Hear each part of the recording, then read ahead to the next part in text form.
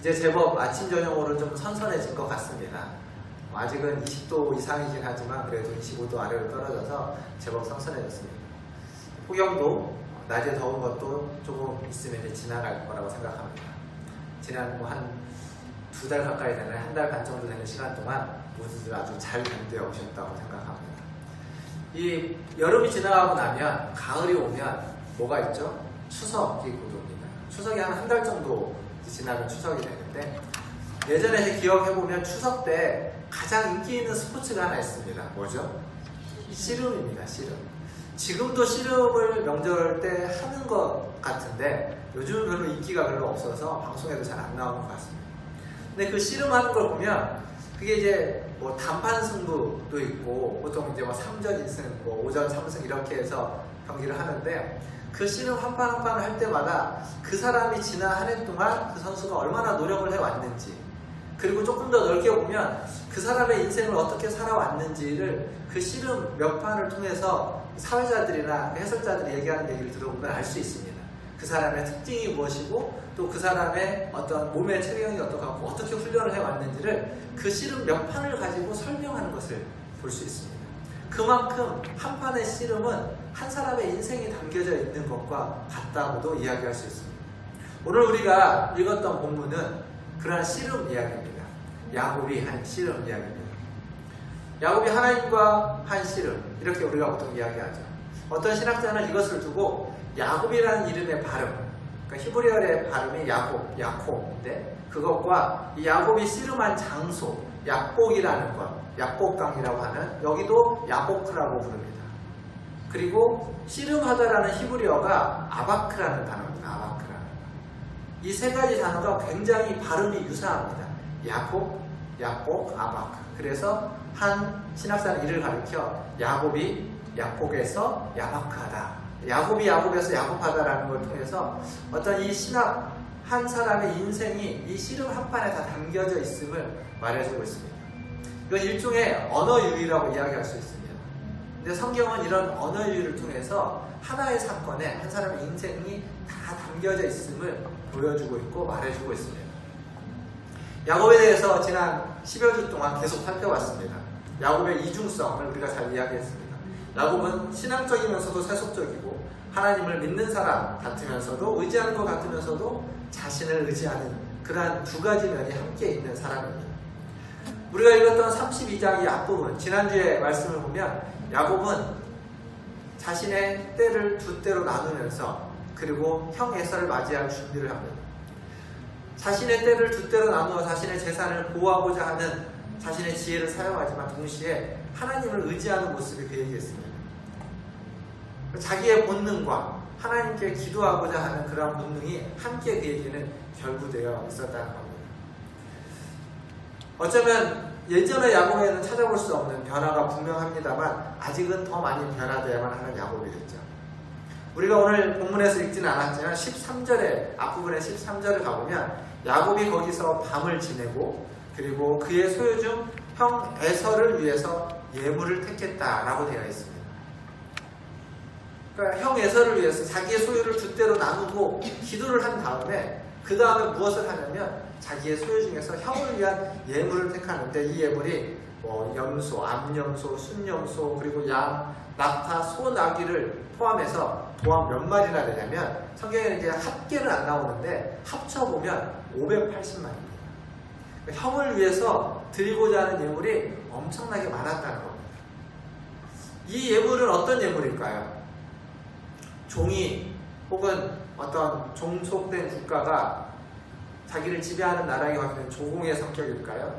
아니면 어떤 사람에게 주는 선물의 의미일까요? 우리가 생각해 볼 수 있습니다. 이 예물의 성격. 아니면 형에게 나를 좀 잘 봐달라고 하는 어떤 뇌물과 같은 그러한 성격일까? 20절에 보면 야곱이 어떠한 성격으로 나오냐면 형 에서의 감정을 풀기 위해서 이 예물을 드린다라고 되어 있습니다.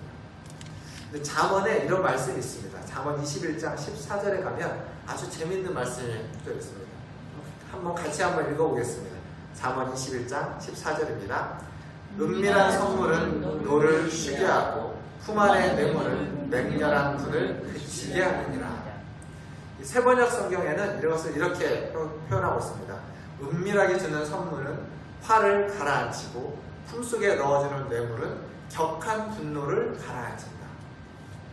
그러니까 선물과 뇌물이 그 분노 그리고 화를 가라앉혀준다. 그것을 그치게 한다 라고 이야기하고 있습니다. 이런 의미에서 보면 야곱의 이 예물은 그 화가 나 있을, 분노해 있을지 모르는 형 에서에게 주는 선물임과 동시에 뇌물이기도 합니다. 그런 성격의 예물인 거죠. 그런데 이 예물이라는 단어가 히브리어로 민하라고 되어 있습니다. 민하.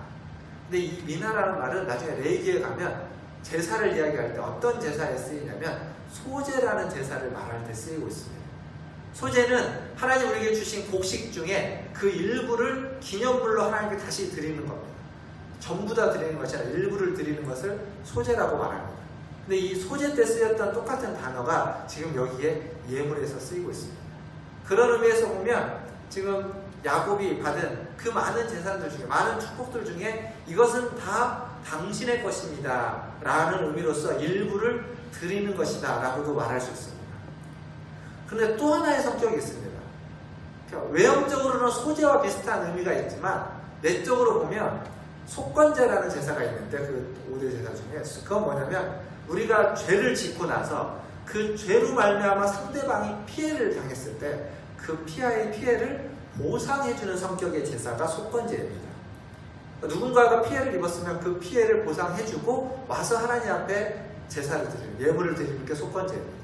지금 야곱은 형 에서의 장자권과 축복권을 빼앗아 갔습니다. 강탈해 갔습니다. 그것으로 말미암아서 형이 마음의 손해 혹은 실제적인 손해, 어떤 손해가 있을지 모르지만 그 손해를 보상해주는 의미로, 그런 의미로 또한 이 예물을 580마리라는 가축을 보내고 있다는 얘기입니다. 즉 에서의 마음을, 감정을 풀어주는 것과 함께 그에게 속지 않은 의도를 가지고 이것을 보낸 겁니다. 이것은 야곱의 지혜이기도 하지만 구약성경이 말해주는 지혜입니다. 잠언이라는 그 지혜서에서 말해주는 선물과 뇌물의 성격을 지금 야곱이 이미 후대에 쓰여지는 거지만 그런 본능적으로 구약성경의 지혜를 가지고 있었고 그 지혜를 따라가고 있습니다. 칼빈도 이 부분에서 이 야곱의 이 예물을 해석할 때 그것을 그의 술수가 아닌, 그의 계책이 아닌 그의 지혜다라고 설명하고 있습니다. 야곱은 하나님 주신 지혜를 가지고 있었던 사람입니다. 믿음으로 산다는 건 어떤 걸까요? 믿음으로 산다는 것, 그것은 기도하고 하나님께 맡기고 그리고 그냥 아무것도 안 하고 손 놓고 있는 것일까요? 그렇지 않습니다. 믿음으로 산다는 것은 하나님께 기도하고 하나님께 맡기는 것입니다. 동시에 하나님의 공급하심과 하나님의 도우심을 믿고 그리고 힘을 다하여 일하여 사는 겁니다.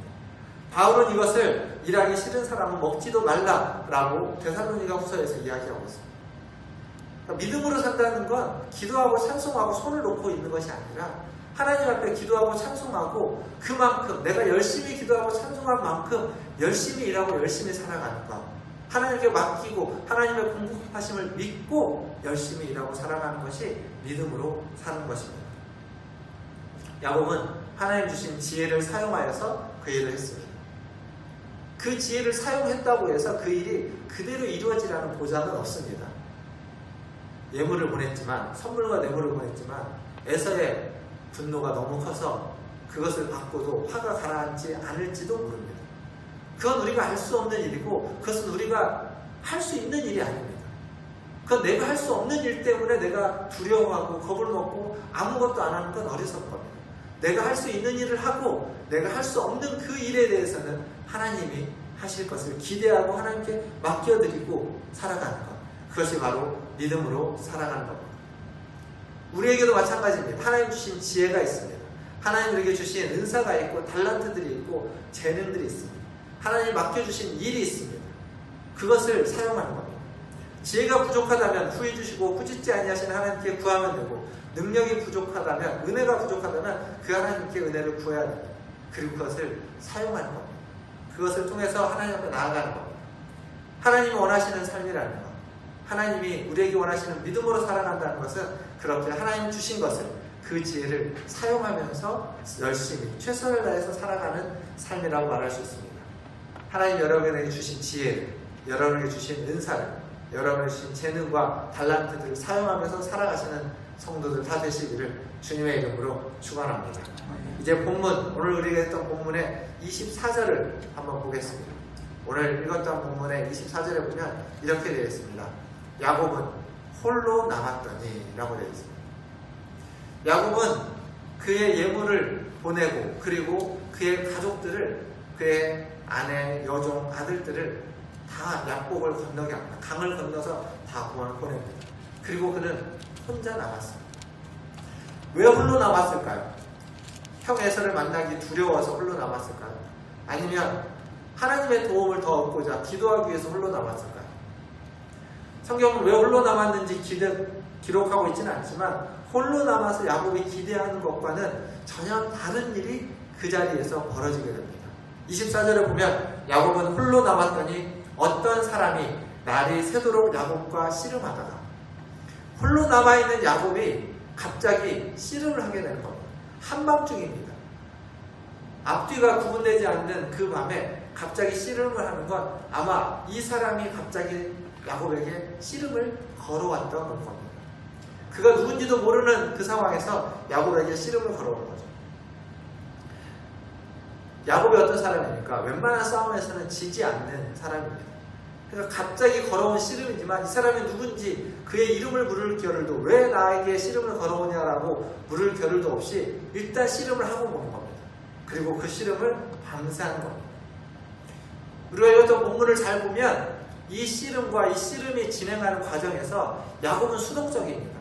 그리고 이 사람, 누군지 모르는 이 사람이 아주 능동적으로 씨름을 걸어오고 씨름을 진행하고 그리고 씨름을 그만하자고 합니다. 그러니까 그 사람에 의해서 이 씨름이 주도되고 있다는 사실을 알 수 있습니다. 결국 야곱은 어쩔 수 없이 씨름을 하고 있는 겁니다. 걸어왔기 때문에, 싸움을 걸어왔기 때문에.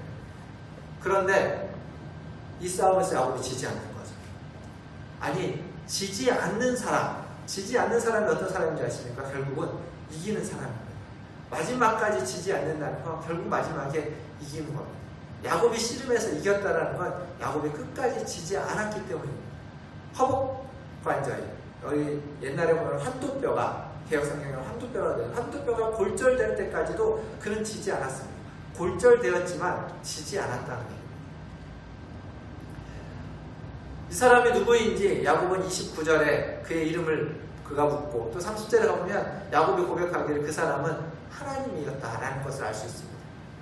근데 이와 비슷한 사건이 또 한 군데 나옵니다. 사사기 13장에 가면 우리 삼손의 아버지 마누아가 여호와의 사자와 대화하는 장면이 나옵니다. 거기에서 그 마누아가 여호와의 사자에게 당신의 이름이 무엇입니까? 라고 묻습니다. 그러자 그 여호와의 사자가 내 이름은 기묘자라 라고 대답합니다. 기묘자. 이건 이상한 이름입니다. 개혁성경이 아닌 새번역 성경에는 이 기묘자라는 이름을 뭐라고 번역해놨냐면 내 이름은 비밀이다 라고 이렇게 번역해놨습니다. 그러니까 이 하나님의 이름, 물었던 그 상대방의 이름이 비밀인 겁니다. 알려주지 않습니다. 알려주지 않는 그 분, 그 존재가 하나님이라는 사실을 마누아도 알았고 그리고 야곱도 아는 겁니다. 야곱이 묻습니다. 당신의 이름은 무엇입니까? 물었는데 이름을 알려주지 않습니다. 그런데 야곱이 아는 겁니다. 아, 나랑 씨름했던 이분은 하나님이시구나. 여호와이시구나. 그래서 야곱이 고백하는 거죠. 내가 여호와와 대면하였으나 내가 죽지 아니하였다 라고 하는 겁니다. 평생을 야곱은 싸우면서 분투하면서 쟁취하면서 살았던 사람입니다. 형 에서의 축복권을 쟁취하기 위해서 그렇게 열심히 노력하고 그렇게 열심히 싸우고 분투했습니다. 그리고 하란에서 일가를 이루고 아내를 얻고 또한 재산을 모으고자 열심히 살았고 열심히 씨름하였고 열심히 분투하였습니다. 그러나 정작 야곱이 얻어야 되는 축복은 사람들과의 관계에서 분투하고 싸워야 되는 축복이 아니라 하나님과의 관계에서 하나님과 씨름하면서 얻어야만 하는 축복이었습니다. 그게 진짜 야곱에게 진짜 축복이었고 그가 진짜 얻고자 했던, 아니 하나님이 주고자 했던 축복은 바로 하나님과의 관계, 하나님과의 씨름에서 얻어야만 하는 것이었습니다. 그런데 이상한 것은 무엇이냐면 하나님은 어떠한 분이십니까? 하나님은 전지전능하신 분이십니다. 말씀으로 천지를 창조하시는 분이십니다. 그런데 한 인간, 에서라는 분노한 인간 앞에서 벌벌 떠는 연약한 야곱과의 씨름에서 하나님이 이기지 못합니다. 전능하신 하나님이 연약한 인간과의 씨름에서 이기지 못한다는 사실입니다. 왜 하나님은 야곱과의 싸움에서 항복을 하는 걸까요? 하나님이 힘이 없어서일까요? 하나님이 능력이 없어서일까요? 하나님이 무엇인가 책 잡힌 게 있어서일까요? 왜 씨름에서는 이기지 못하고 야곱의 환덕뼈, 허벅지 관절만 골절시키는 것일까요? 허벅지 관절을 골절시킬 만한 힘이 있다면 씨름에서 이길 수 있는 힘은 당연히 있지 않겠습니까? 그런데 씨름에서는 이기지 않습니다. 전능하신 하나님을 만나요. 이 모습을 보면 전능하신 하나님 같지 않아 보입니다. 그러나 하나님은 전능하신 분이 맞습니다. 하나님은 강하신 분이 맞습니다. 하나님은 모든 것을 하실 수 있는 전능하신 분이십니다. 그런데 모든 것을 하실 수 있는 그분이 모든 것을 안 하실 수도 있습니다. 모든 것을 안 한다는 것도 그분이 모든 것을 하신다는 것 안에 포함되어 있습니다. 다른 말로 바꾸면 하나님은 승리할 수 있는 분이십니다. 이길 수 있는 분이십니다. 그러나 하나님은 이김을 선택하지 않고 승리를 선택하지 않고 패배를, 져주는 것을 선택하실 수도 있는 분이십니다. 져주는 것이 그에게 선택의 있는 거죠. 승리를 안 하고 패배를 하시는 겁니다. 일부러. 사실 우리는 싸움을 걸어오면, 씨름을 한다면 기본적으로는 이기기 위해서라고 생각합니다. 당연히 이기기 위해서 싸우는 거죠. 지기 위해서 싸우는 사람은 없을 거라고 우리는 생각합니다.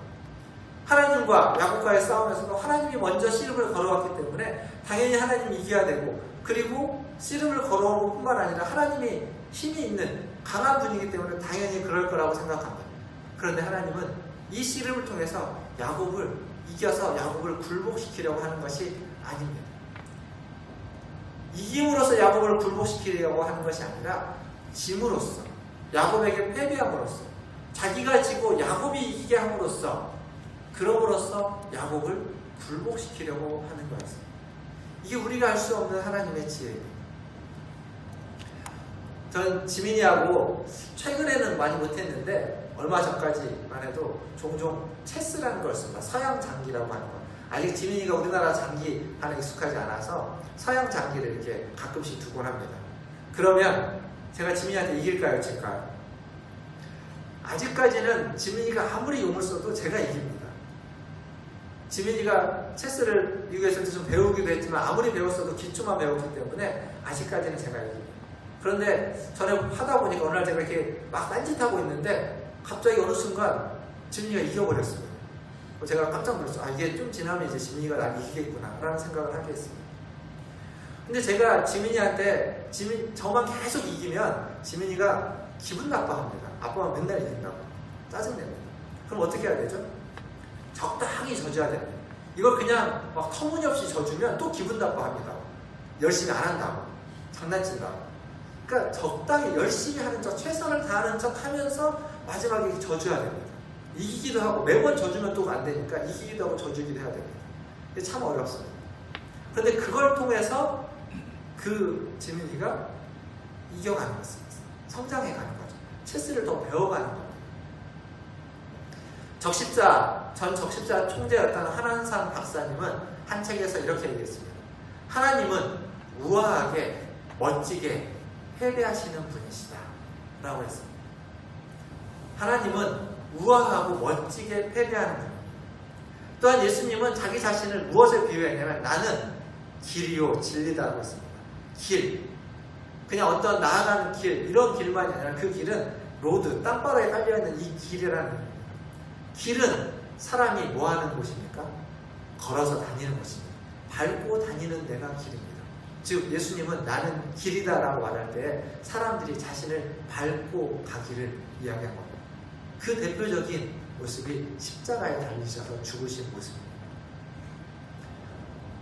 하나님이 생각하는 진정한 승리는 씨름에서 이기는 것이 아닙니다. 그 한판의 씨름에서 업어치기를 해서 들배지기를 해서 내리 꽂아서 이기는 것이 승리가 아니라 한 사람이 변화되는 것, 한 사람이 새로운 사람이 되는 것이 진정한 승리였습니다. 그렇게 야곱을 변화시키기 위해서, 야곱의 변화를 위해서 하나님은 아낌없이, 거침없이, 그래가지고 우아하고 멋지게 스스로 패배를 선택한 것입니다.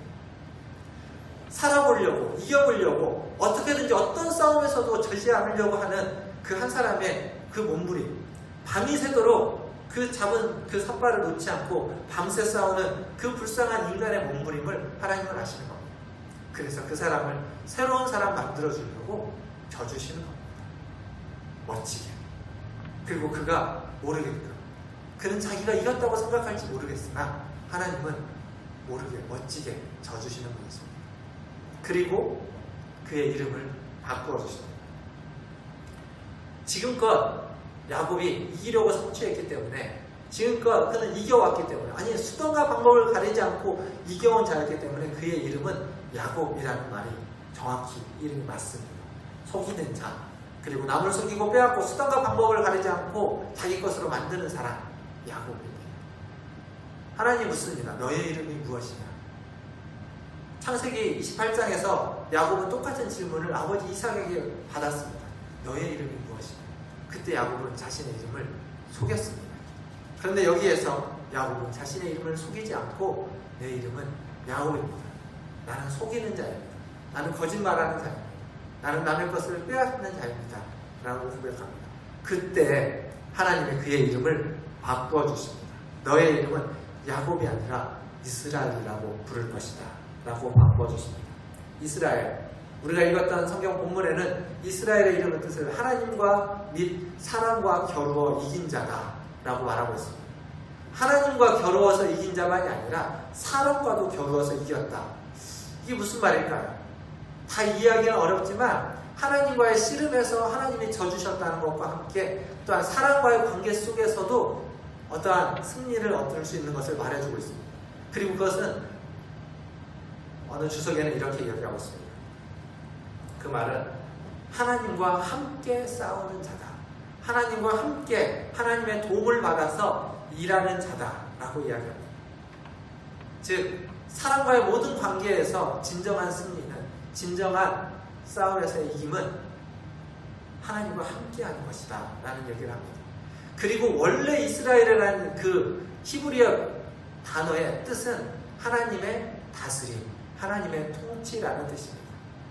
이렇게 보면 야곱이라는 속이는 자라는 그의 이름이 이스라엘로 바뀌었을 때 그가 받은 진정한 축복은 하나님과 겨뤄갖고 이겼다라는 그것이 아니라 하나님의 다스림을 받는 자, 하나님과 함께 일하는 자, 하나님의 도우심을 받아 싸우는 자가 되었다라는 것이 진정한 축복이다라고 이야기할 수 있습니다. 하나님과 겨루기도 했지만 하나님과 함께하고 하나님의 통치와 다스림을 받는 야곱이 되었다는 사실입니다. 그게 그의 이름이 이스라엘로 바뀌었다는 진정한 의미입니다. 말씀을 정리하겠습니다. 야곱의 이름이 이스라엘로 바뀌었습니다. 그러나 그것이 끝이 아닙니다. 성경은 이후로 야곱을 부를 때 이스라엘이라고만 부르지 않습니다. 이게 굉장히 독특합니다. 아브람의 이름이 아브라함으로 바뀌었을 때 그 이후로 성경은 한 번도 다시 아브람이라고 기록하고 있거나 부르지 않습니다. 아브라함으로만 부릅니다.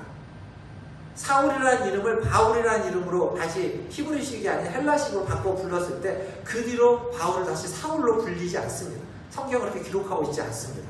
그런데 야곱은 이스라엘이라는 이름으로 바꾸어 주었는데 이후에도 성경은 계속 야곱과 이스라엘을 번갈아 가면서 부르고 기록하고 있습니다. 왜 그럴까요? 여전히 이 야곱에게, 이 이스라엘에게 두 가지 면이 다 있다는 겁니다. 왔다 갔다 하는 겁니다. 야곱은 새벽까지 씨름했습니다. 새벽은 어느 때입니까? 새벽은 낮과 밤의 경계선입니다. 반은 밤이고 반은 낮입니다. 그게 새벽입니다. 야곱이 씨름했던 이 약복강은 어딜까요? 이 약복강은 에덴의 그 가나안의 동쪽과 가나안 땅을 경계하는 강입니다. 즉 가나안의 동쪽이 거룩하지 않은 땅과 가나안 땅이라는 거룩한 땅의 경계에 있는 곳이 약복입니다. 그리고 야곱은 야곱이면서 동시에 이스라엘입니다. 속된 자이면서 동시에 거룩한 자입니다. 그러니까 지금 계속 야곱은 이 경계선에서 있는 겁니다. 신약의 표현으로 빌자면 이것은 그리스도인이면서 동시에 아직은 육신에 속한 자, 어린아이와 같은 자라고 말할 수 있습니다. 우리 또한 마찬가지입니다. 여전히 우리도 경계선에 머물고 있는 사람입니다. 믿음이 있지만 우리가 믿음을 가지고 있는 게 분명하지만 아직은 연약합니다. 루터가 말한 것처럼 우리는 하나님 앞에 용서받았지만 여전히 죄인입니다. 용서받은 의인이지만 동시에 용서받은 죄인이기도 하는 겁니다. 그런 야곱이 씨름을 마치고 난 후에 이제 걸어서 절뚝거리면서 걸어옵니다. 그 분이엘을 지날 때 그때 해가 솟았다라고 31절은 얘기해주고 있습니다. 분이엘을 지날 때 해가 솟았습니다. 돋았습니다. 그리고 야곱은 그 골절된 환도뼈, 허벅다리로 말미암아서 절었다라고 이야기하고 있습니다. 이제 야곱은 절름발이로 살아가야만 합니다. 그 다리를 절 때마다 그가 이 싸움을 기억할 수밖에 없습니다. 그리고 다리를 절 때마다 자신의 연약함을 생각하지 않을 수가 없습니다.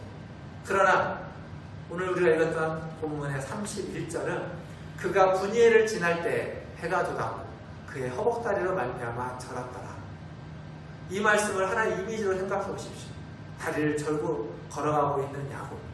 그러나 그 야곱의 머리 위로 떠오르고 있는 돋는 햇볕, 돋는 햇빛. 어떤 이미지가 훨씬 강하십니까? 절름발의 이미지가 강하십니까? 아니면 솟아나는 햇빛의 이미지가 훨씬 강하십니까? 성경은 이 31절 한 절을 통해서 야곱의 앞으로의 인생에 비출 것이 무엇인지를 말해주고 있습니다. 그는 절름발이로 살아가야만 합니다. 그러나 절름발이지만 하나님의 사람입니다. 절름발이지만 하나님의 백성입니다. 절름발이지만 하나님의 영광이 비춰주는 사람입니다. 돋는 햇볕이 지금 야곱에게 비춰주고 있습니다. 분이엘, 하나님의 얼굴이라는 지명입니다. 하나님의 얼굴이 그 저 햇빛을 통해서 지금 야곱에게 비춰주고 있다는 겁니다. 하나님의 사람인 야곱. 비록 다리는 절고 있지만. 우리도 동일합니다. 야곱만이 아니라 우리도 하나님의 절름발이로 살아야만 합니다. 우리의 몸이 불편하지 않다면 우리의 영혼 어느 한켠에는 절름발이와 같은 영혼이 있어야 됩니다. 그것은 그냥 절름발이기 때문에 그게 중요한 것이 아니라 그것이 우리의 믿음의 흔적이고 우리가 하나님과 싸움, 하나님과 씨름한 흔적이고 다른 말로 바꾸면 하나님이 우리에게 져주신 흔적이기 때문에 그렇습니다. 우리를 위해서 하나님이 져주신 흔적, 그것이 바로 절뚝절뚝하는 우리의 다리인 겁니다. 그 흔적을 보면서 그 흔적을 가지고 있기 때문에 더더군다나 그 흔적으로 말미암아서 우리는 무엇을 보게 되냐면 아니 무엇을 더 의지하게 되냐면 하나님의 얼굴, 하나님의 영광을, 하나님의 빛을 더 바라보고 더 의지할 수 있게 되는 겁니다. 오늘 이 아침에 나와서 예배하는 사랑하는 모든 성도들에게 하나님의 절름발이와 같은 그러한 하나님이 져주시는 흔적이 여러분에게 있기를 주님의 이름으로 축원합니다.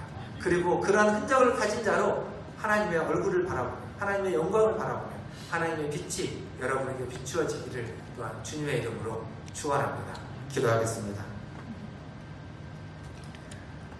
하나님